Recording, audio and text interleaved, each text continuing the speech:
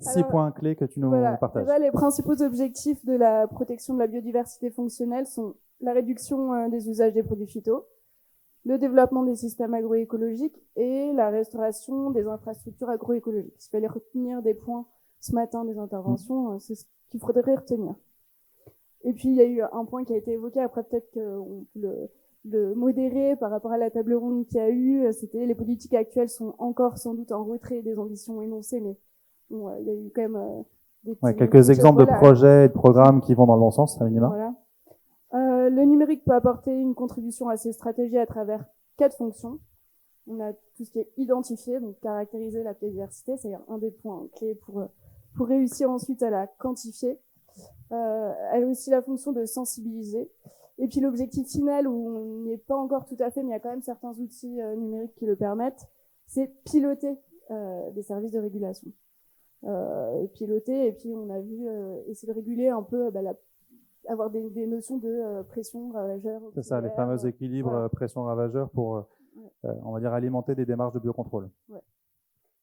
On a pu voir un certain nombre de solutions qui existent, que ce soit de la télédétection, des capteurs, des outils participatifs de collecte, des applis avec de l'intelligence artificielle, avec PlanteNet. Il n'y a pas eu trop d'exemples, mais PlanteNet, il faut savoir que l'outil est déjà utilisé et il y a des usages agricoles qui n'ont pas forcément été présentés. Il n'y a pas eu que des outils avec de l'intelligence artificielle, hein. Je reprends à l'outil Garance, où là on est sur un bon vieux PDF cliquable, mais justement seulement mis à disposition numériquement et qui fait le job finalement. Donc l'approche low-tech, elle est aussi intéressante. Oui, c'est vrai. Je m'étais noté high-tech et low-tech dans toutes les solutions qu'on avait eues, avec aussi tout ce qui est solutions de traçabilité et de reporting. Et puis l'un des points sensibles, on a échangé ce midi et j'ai échangé avec plusieurs interlocuteurs, on a tout ce qui est collecte de données. C'est ressorti là encore. Le point sensible, c'est vraiment la collecte d'informations et ça passe par la simplification, l'automatisation, mais surtout la motivation et l'incitation des usagers à s'impliquer dans la collecte de données.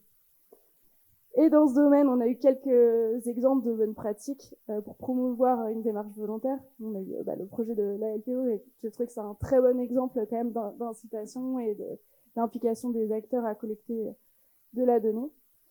Faire confiance à l'envie, à l'intelligence, à la capacité des acteurs et faciliter le dialogue pour qu'on y arrive ensemble. Et enfin, il ressort de la journée que les outils numériques au service de la biodiversité sont encore largement dans une dynamique de développement. On est encore en phase de réflexion, on n'est pas encore dans un projet, je sais pas si on parle de projet, mais sur une thématique qui est mature et qui donne encore à réflexion, à évoluer, mais on est plutôt dans la bonne dynamique. Dans la bonne direction, plein de perspectives qui s'ouvrent. Merci beaucoup Mathilde pour l'organisation de ce séminaire. On peut la remercier pour cette belle synthèse.